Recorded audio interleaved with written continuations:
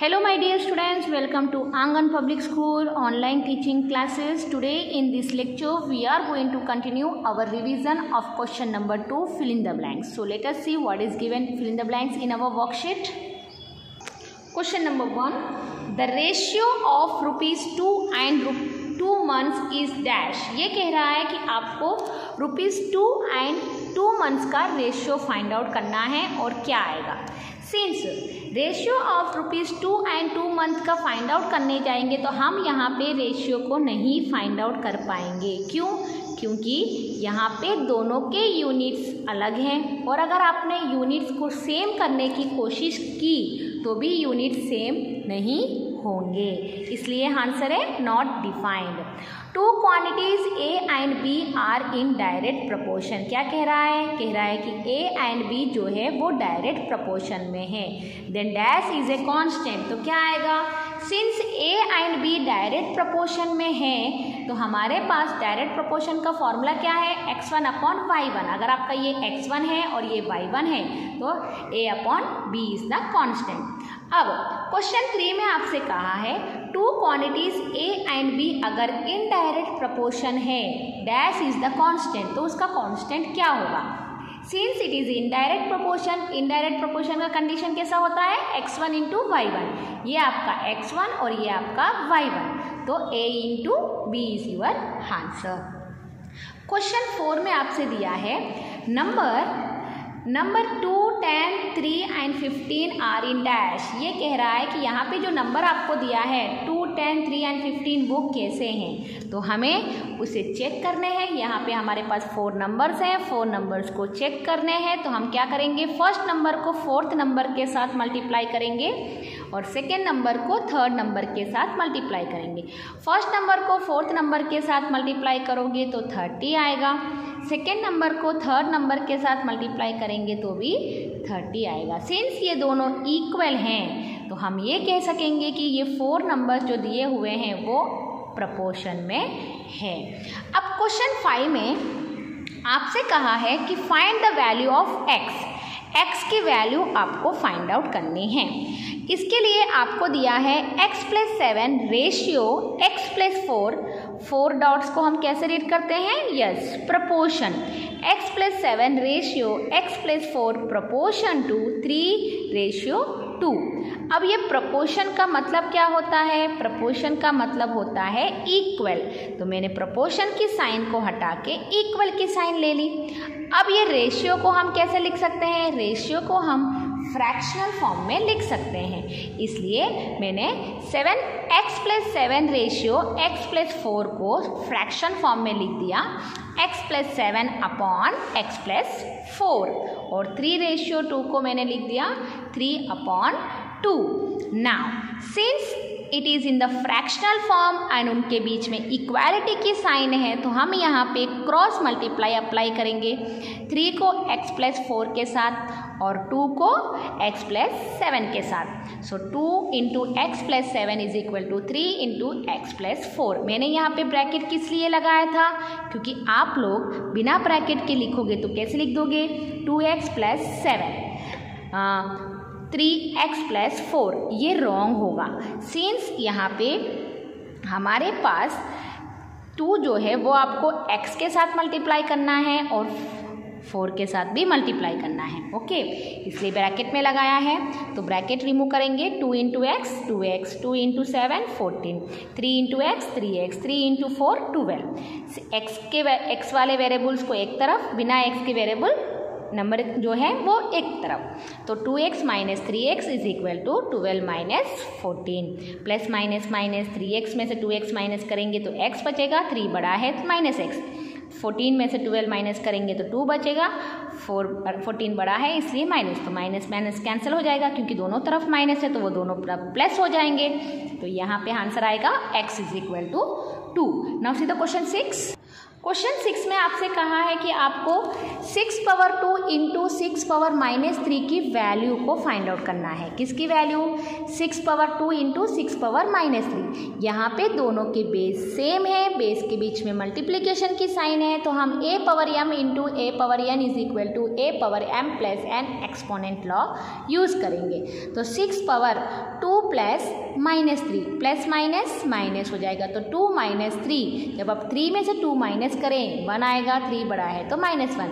यहाँ पे power minus में है तो यहाँ पे हम a power -n is equal to 1 upon a power n वाला एक्सपोनेंट लॉ यूज़ करेंगे। सो 1 अपॉन 6 पावर 1 -1 हो गया पॉजिटिव में 6 power 1। 6 power 1 is nothing but 1 upon 6 is your answer. Now question 7 में आपको दिया है 625 t power 4 is equal to dash whole power 2। तो यहाँ पे कौन सा नंबर आएगा वो आपको लिखना है, और यहाँ पे पावर 2 तो दिया हुआ है, तो 625 is the square of 625 is the square of 25। t power 4 को आप लिख सकते हो t पावर 2 होल पावर 2। तो इस पावर 2 और इस पावर 2 को अगर आप कॉमन निकाल दें तो 25 पावर t होल पावर 2। तो आंसर क्या आएगा? 25 पावर t। क्वेश्चन नंबर 8 में आपसे कहा है कि find the value of 1/2 whole power -2।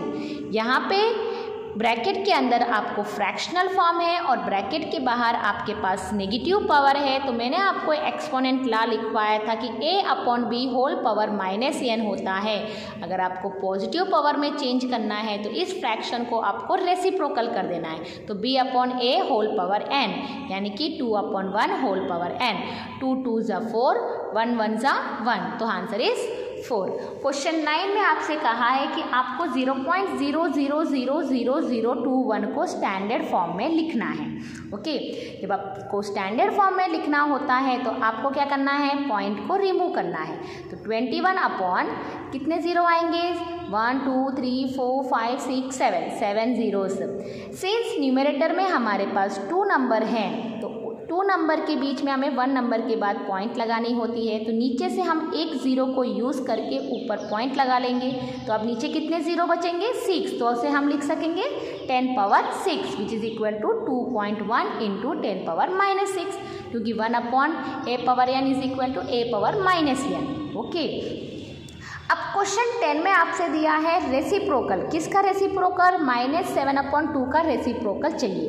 तो पहले तो मैं इस -7/2 का रेसिप्रोकल चाहिए तो उसका फ्रैक्शनल फॉर्म लिखेंगे, तो 1/7/2 आएगा। क्यों? क्योंकि ये a पावर -n की तरह है which is equal to 1/a power n।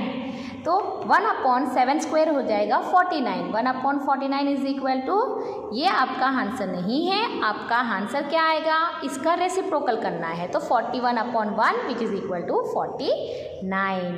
Question 13 में आपसे कहा है the formula to find the circular circumference. ये कह रहा है कि आपको the formula to find the circumference of base of a cylinder. अब आपका सिलेंडर कैसा होता है? इस तरह से सिलेंडर होता है। उसका बेस कैसा होता है? सर्कल शेप का होता है। सर्कल शेप का बेस है तो सरकमफ्रेंस ऑफ सर्कल का फॉर्मूला क्या है? 2πr, इसलिए आंसर में यहाँ पे 2πr आया है। क्वेश्चन 14 क्या कह रहा है? Ratio of numerical area of a circle and numerical value of a cylinder is. आपसे कह रहा है कि आपको रेशियो फाइंड आउट करना है। किसका रेशियो फाइंड आउट करना है? रेशियो ऑफ ए सर्कल का वैल्यूम ऑफ ए सिलेंडर के साथ। Ratio of area of circle का फॉर्मूला क्या है? πr²। वैल्यूम ऑफ सिलेंडर का फॉर्मूला क्या है? πr²h। जब आप इस रेशियो को हटा के फ्रैक्शन फॉर्म में लिखेंगे तो कैसे लिखेंगे? πr² upon πr²h। πr² को कैंसिल कर दे तो न्यूमरेटर में क्या बचा? 1 और डिनोमिनेटर में h, तो उसका रेशियो हो जाएगा 1:h इज योर आंसर। ना क्वेश्चन नंबर 18 में कहा है, यहाँ पे देखिए question number 15, the formula to find the area of a rhombus is half d1 into d2। Dash has only one circular surface. किसके सिर्फ एक ही सर्कुलर सरफेस होती है? That is sphere. Euler's formula to show relationship of F E and V is. तो Euler's formula क्या है हमारा? f plus v minus e is equal to 2 is the Euler's formula. A solid having 6 face and 12 edges have dash vertex. ये कह रहा है कि ऐसे सॉलिड जिसके 6 फेस हैं 12 एडजेस हैं तो कितने वर्टेक्स होंगे. तो यहाँ पे हमें वर्टेक्स, एज या फेसेस फाइंड आउट करना हो तो हम यूलर्स फार्मूला को यूज़ करेंगे. यूलर्स फार्मूला क्या है? f plus v minus E is equal to 2. तो f की जगह पे 6, v की जगह पे v ही लिखेंगे और e की जगह पे 12. तो 6 माइनस 12 प्लस माइनस माइनस 12 में से 6 माइनस करेंगे -6 जब ये राइट साइड आ जाएगा तो +6 हो जाएगा. तो vertex is equal to answer है 8. नाउ क्वेश्चन नंबर 19 में कहा है कि अगर आपके पास x इज इक्वल टू -1 है, if x is equal to -1 दिया है, then x² minus x plus 2 की वैल्यू कितनी आएगी. यानी कि यहाँ पे x की जगह पे आपको क्या करना पड़ेगा? आपको -1 को सब्स्टिट्यूट करना है. तो -1 whole square minus of -1 plus 2. -1 को 2 टाइम मल्टीप्लाई करेंगे तो क्या आएगा? +1. Minus into minus +1 plus 2. तो 1 + 1 2, 2 + 2 4 इज योर आंसर. क्वेश्चन 20 में कहा है कि यहाँ पे जो आपको एक्सप्रेशन दिया हुआ है 2x³ माइनस 4x², इसमें कौन सा वेरिएबल यूज हुआ है? तो यहाँ पे तो सिर्फ एक ही वेरिएबल यूज हुआ है, that is x. Question 21, what it is saying? It is saying that 4x minus 3 whole square is equal to dash. ये कौन से फॉर्मूले की तरह दिख रहा है? a minus b whole square which is equal to a² minus 2ab plus b². यहाँ पे a की वैल्यू क्या है? 4x. b की वैल्यू क्या है? 3. तो चलिए सब्स्टिट्यूट करते हैं.